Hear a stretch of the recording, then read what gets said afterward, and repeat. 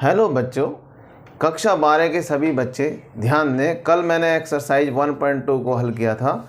आज हम एक्सरसाइज 1.3 को हल करेंगे। चलो आज शुरू करते हैं। अगला टॉपिक है फलनों का संयोजन तथा व्युत्क्रमणीय फलन। इस टॉपिक को समझने से पहले हम एक उदाहरण से समझेंगे जो हमारे पास है। इस तरह दिया हुआ है, इसमें एक जो है समुच्चय दिया हुआ है जिसमें उसका एलिमेंट है x और दूसरा समुच्चय है b जिसमें fx फलन fx है और तीसरा समुच्चय है c जिसमें g ऑफ fx है। तो x से मैपिंग b पर हो रही है, यानी कि समुच्चय a से समुच्चय b पर मैपिंग हो रही है, तो x से फंक्शन fx हो गया और समुच्चय b से समुच्चय c पर हो रही है, तो fx से ये जो वे है इसका मैपिंग का ये f है और यहाँ पर जो है g है, तो यहाँ से ये हम बनता है g ऑफ fx और सीधा समुच्चय a से c तक का जो रास्ता है उसको हम कहेंगे g ऑफ f, यानी कि g ऑफ fx। अब इसके लिए समझने के लिए एक उदाहरण लेते हैं। उदाहरण नंबर 15 अपनी बुक में देख लीजिए। मान लीजिए कि f सच दैट 2 3 4 5 मैपिंग 3 4 5 9 और g सच दैट 3 4 5 9 मैपिंग 7 11 15। दो फलन इस प्रकार हैं कि f2 is equal to 3, f3 is equal to 4, f4 is equal to 5 is equal to 5 और g3 is equal to g4 is equal to 7, यानी कि g3 और g4 का मान 7 है तथा g5 is equal to g9 दोनों का मान 11 है। तो GOF ज्ञात करना है इसमें। तो GOF ज्ञात करने के लिए हम क्या करेंगे, हम GOF2 करेंगे पहले। तो GOF2 का मान हम जो है F2 का मान यहाँ कितना दिया हुआ है 3, तो F2 के स्थान पर हम यहाँ 3 रखेंगे। तो G3 का मान इसमें कितना दिया हुआ है, G3 और G4 का मान 7। इस तरह यहाँ पर हम GOF2 का मान निकाल देंगे। इसी तरह हम GOF3 का मान निकालेंगे। तो GOF3 का मतलब GF3, F3 यहाँ पर कितना है 4, तो ये हो गया GF4। तो G4 का मान कितना है यहाँ पर 7, तो यहाँ से GOF3 का मान 7 आ गया। इसी प्रकार से GOF4 का मान निकालेंगे। तो F4 का मान इसमें दिया हुआ है यहाँ पर 5, तो GF5 यहाँ लिख देंगे G5 और G5 का मान यहाँ पर हमें दे रखा है इस प्रश्नावली में 11, तो 11 जो है इसके स्थान पर रख देंगे। इसी प्रकार से GOF5 यानी कि GF5 का मान इसमें कितना है 5, तो G5 इज इक्वल टू कितना है यहाँ पर दिया हुआ है G5 इज इक्वल टू 11। तो समझ गए आप बच्चों, ये आपस में एक दूसरे से फंक्शन रिलेटेड हैं।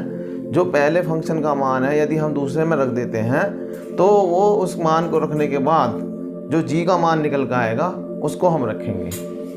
इसी प्रकार से हम उदाहरण 16 देखते हैं। ये देखिए उदाहरण 16, यदि f function such that r mapping r पे तथा g such that r mapping r पे, यानी कि रियल नंबर से रियल नंबर पर मैपिंग हो रही है, फलन fx बराबर cos x तथा gx बराबर 3x स्क्वायर, ये इन फंक्शन के मान दे रखे हैं fx बराबर cos x और gx बराबर 3x स्क्वायर द्वारा परिभाषित है। तो GOF और f ऑफ g ज्ञात कीजिए। सिद्ध कीजिए g of f is not equal to f of g। तो सबसे पहले हमें g ऑफ f निकालना है। तो g ऑफ f x हम इसमें मान निकालेंगे, कोई एलिमेंट है g ऑफ fx। तो gfx का मान यहाँ देखिए इस फलन में कितना दिया हुआ है cos x, तो fx के स्थान पर cos x रखेंगे। तो g cos x, तो gx कितना दिया हुआ है 3x स्क्वायर, तो x के स्थान पर हम cos x रखेंगे, यानी कि 3 cos स्क्वायर x। इसी प्रकार f of gx is equal to f of gx का मान इसमें दिया है 3x स्क्वायर, तो यहाँ रखेंगे f ऑफ 3x स्क्वायर। तो जो इसमें x का मान है fx का, इस वाले फंक्शन के लिए cos x का मान हो जाएगा, यानी कि cos 3x स्क्वायर है, यानी कि x के स्थान पर हम 3x स्क्वायर रखेंगे। नोट कीजिए x is not is equal to 0 के लिए 3 cos square x is not equal to cos 3x square. ये दोनों आपस में एक दूसरे के बराबर नहीं हो सकते। ये 3 cos स्क्वायर एक्स है और ये है cos 3x स्क्वायर, तो दोनों में डिफरेंस है। इसमें 3 का गुणज बाहर है और ये 3 का गुणज x से लगा हुआ, वो भी cos के गुणन में। तो अतः g of f is not equal to f of g। तो ये दो उदाहरण से हम आगे की प्रश्नावली को हल करेंगे। और भी इसके उदाहरण दिए हुए हैं जिन्हें आप अपनी बुक से समझ सकते हैं। यदि किसी उदाहरण को समझने में परेशानी है तो मुझे बता सकते हैं। अब हम प्रश्नावली 1.3 को हल करेंगे।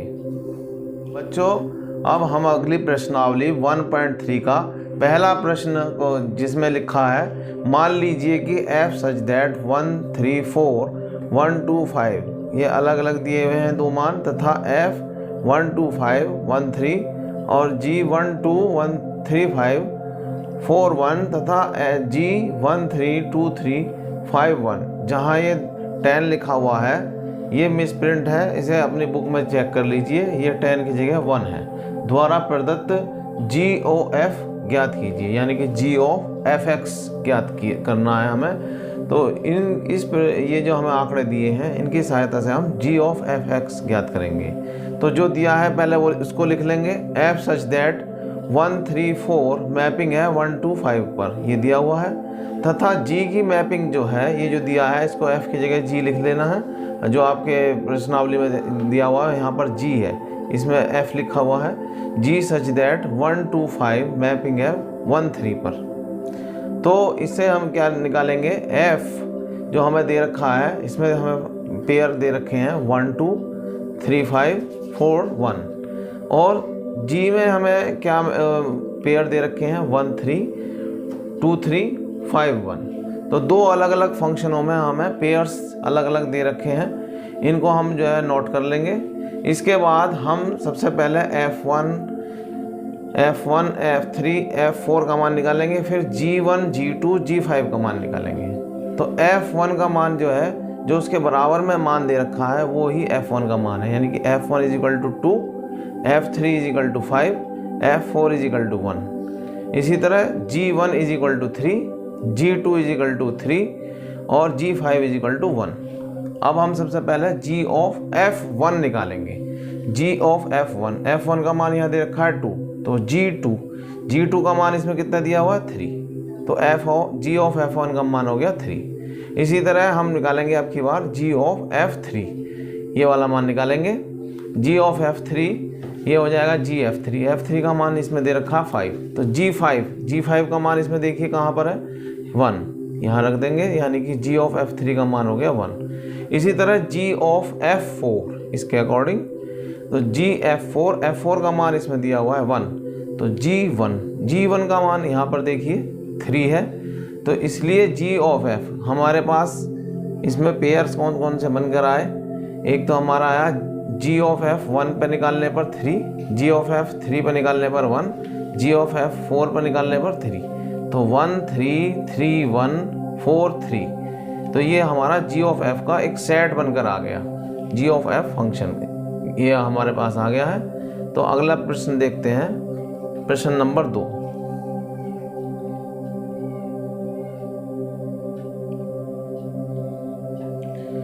प्रश्न 2 में दिया है, मान लीजिए f, g तथा h r से r तक दिए फलन है, सिद्ध कीजिए f plus g of h is equal to f of h plus g of h। ये हमें सिद्ध करना है। इसी तरह हमें इसका सेकंड पार्ट भी सिद्ध करना है, f into g of h is equal to f of h dot g o h। इन दोनों को हम जो है सिद्ध करेंगे। सबसे पहले हम जो दिया है उसको लिख लेंगे। दिया है एफ जी एच, ये क्या है r से r पर मैपिंग, यानी कि रियल नंबर्स की रियल नंबर्स पर मैपिंग है फलन में। इसलिए f plus g of h x, f plus g of, इसमें x और अपनी तरफ से जोड़ देंगे समझने के लिए, जिससे ये अलग अलग हम कर सकें। तो इसमें क्या करेंगे, इसमें कॉमन है f ऑफ g, यहाँ से ऑफ ख़त्म करके hx कर देंगे। तो hx यानी कि इसके अंदर मल्टीप्लाई करेंगे f hx plus g hx, ये अलग अलग हो गए। अब इनमें ऑफ लगा देंगे, इस ब्रैकेट को ख़त्म करके f of h x plus g of h x. इसलिए f plus o h is equal to, दोनों तरफ से एक्स ख़त्म करने के बाद हमारे पास क्या आता है, f of f plus g plus o h is equal to f of h plus g of h.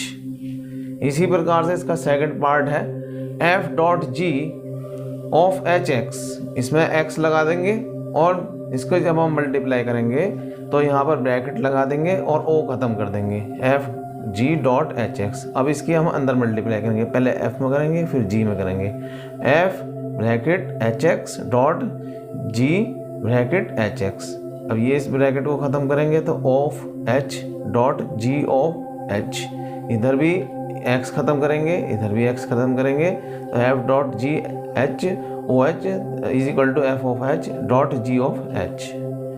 इस तरह से इसके हमने दोनों पार्टों को प्रूफ किया। अब अगला प्रश्न देखते हैं, प्रश्न नंबर 3। इसमें दिया है g ऑफ f तथा f ऑफ g ज्ञात कीजिए। फंक्शन दे रखे हैं f x is equal to mod x तथा g x is equal to mod 5x minus 2। Second part में दिया f x is equal to g x cube तथा जी एक्स बराबर एक्स की पावर 1/3। तो जो दिया है पहले उसको लिख लेंगे, f x is equal to mod x है तथा g x is equal to mod 5x minus 2 है। इसलिए इसका यदि हम जी ऑफ एफ एक्स निकालेंगे, एक्स अपनी तरफ से इसमें फंक्शन मानेंगे, F of X is equal to G, यहाँ से हम ओ ख़त्म करके ब्रैकेट लगाएंगे एफ एक्स।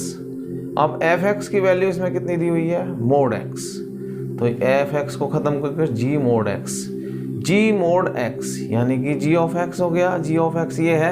अब यहाँ पर हमारे पास जी एफ एक्स का मान दे रखा है मोड 5x माइनस 2, तो इसमें डबल मोड लगेगा, एक तो मोड पहले ही है, इसके ऊपर एक और मोड ले लेंगे तो ये हो जाएगा मोड 5 मोड x माइनस 2 तथा फिर हम क्या दूसरा मान निकालेंगे F of ji.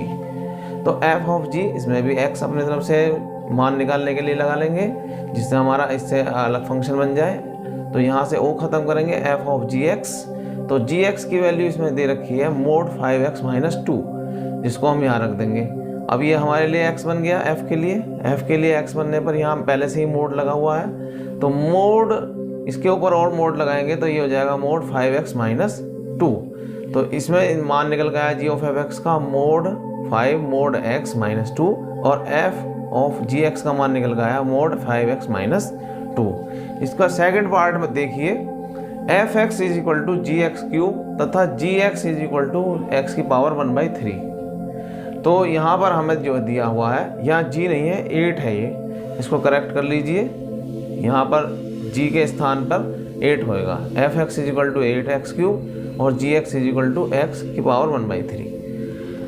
Ji of F x निकालेंगे सबसे पहले हम, तो यहाँ से ओ ख़त्म करेंगे, ब्रैकेट लगाएंगे एफ एक्स, इसे फंक्शन बनाएंगे और एफ एक्स की वैल्यू इसमें दे रखी है 8x क्यूब, तो 8x cube ji of 8x cube, इसमें जी एक्स की वैल्यू कितनी है x की पावर 1/3, तो इसका x हो गया 8x क्यूब, x के स्थान पर हम रखेंगे 8x क्यूब की पावर 1/3। इसको हल करेंगे 1/3, 8 का जो घनमूल होता है वो 2 होता है और x की क्यूब से इसको काट देंगे तो ये हो जाएगा x, तो यहाँ से आ जाएगा 2x तथा फिर इसका दूसरा मान निकालेंगे f ऑफ जी एक्स, तो यहाँ से o ख़त्म करेंगे, f of g x is equal to g x का मान कितना है यहाँ पर x की पावर 1/3। अब ये इसके लिए x हो गया, एफ एक्स का मान कितना जी एक्स क्यूब वो 8x क्यूब, x के स्थान पर हम x की पावर 1/3 रखेंगे, तो 8 इंटू एक्स की पावर 1/3 इंटू 3 से 3 पावर कट जाएगी तो सिंपल बचेगा 8x। तो जी ऑफ एफ एक्स का इससे मान निकल गया 2x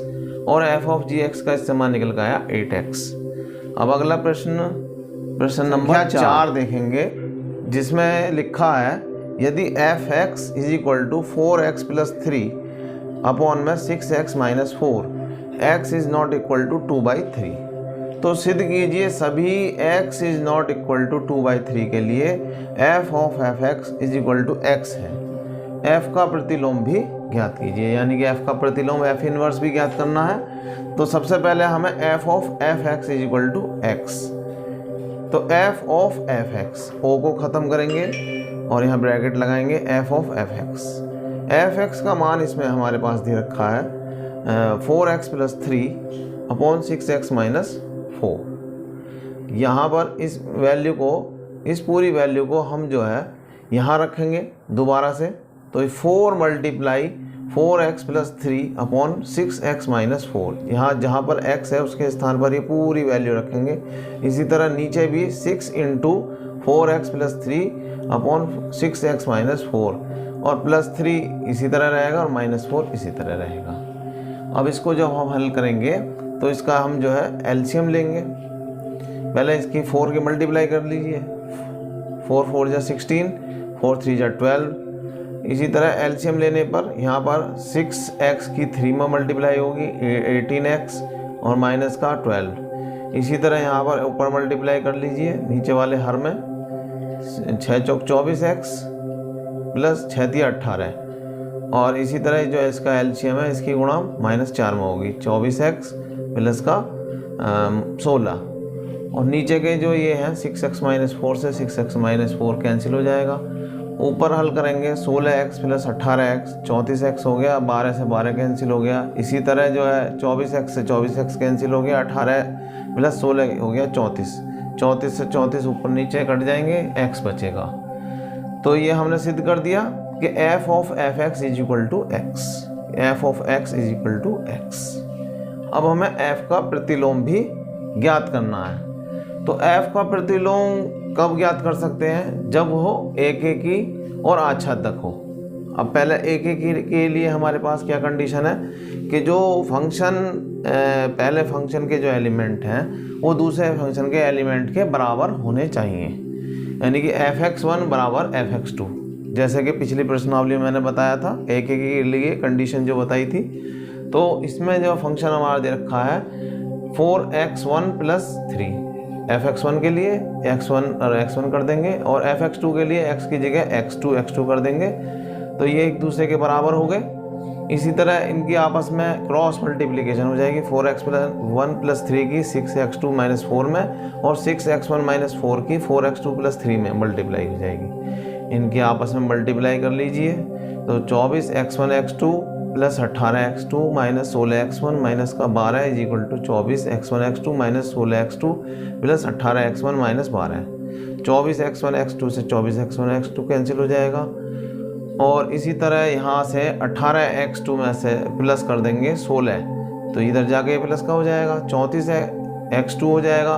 इसी तरह जो है x1 16x1 को 18x1 में जोड़ेंगे तो ये 34x1 हो जाएगा, तो 34x1 is equal to 34x2।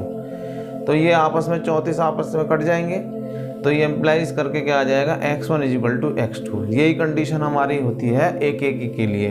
एकेकी कब होता है? जब दोनों फंक्शन के एलिमेंट आपस में बराबर हों, x1 is equal to x2। और ये एकेकी है और आच्छादक भी है। अब आच्छादक के लिए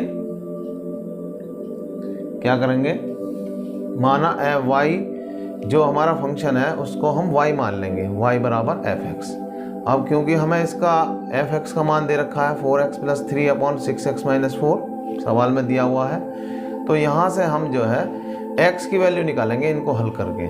तो इसकी क्रॉस मल्टीप्लिकेशन हो जाएगी 6xy - 4y is equal to 4x + 3 is equal to 6y। अब सारे x वाले जो कॉमन लेकर एक तरफ कर लेंगे, 6y - 4x is equal to 4y + 3 और x की जो वैल्यू निकल आएगी 4y + 3/6y - 4। तो ये क्या है?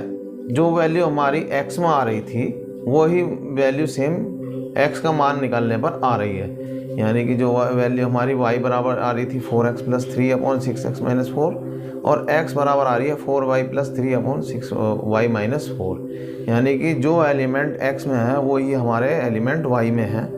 तो इसका x के जितने भी एलिमेंट y में मैपिंग हो रही है, तो इसके लिए हम कहेंगे कि f आच्छादक है और f इन्वर्स ज्ञात किया जा सकता है। f इन्वर्स कब ज्ञात किया जा सकता है? जब एकेकी और आच्छादक होगा, क्योंकि ये एकेकी भी है और आच्छादक भी है, इसलिए अब हम इसका f इन्वर्स जो है एकेकी भी है और आच्छादक भी है। तो आता है इसका f इन्वर्स भी ज्ञात किया जा सकता है। तो y = fx, यानी कि x = 4y plus 3 upon 6y minus 4। तो एफ इनवर्स y निकालेंगे हम यहाँ से। तो एफ इनवर्स y कैसे हो जाएगा, एफ को इधर ले जाएंगे, इनवर्स y।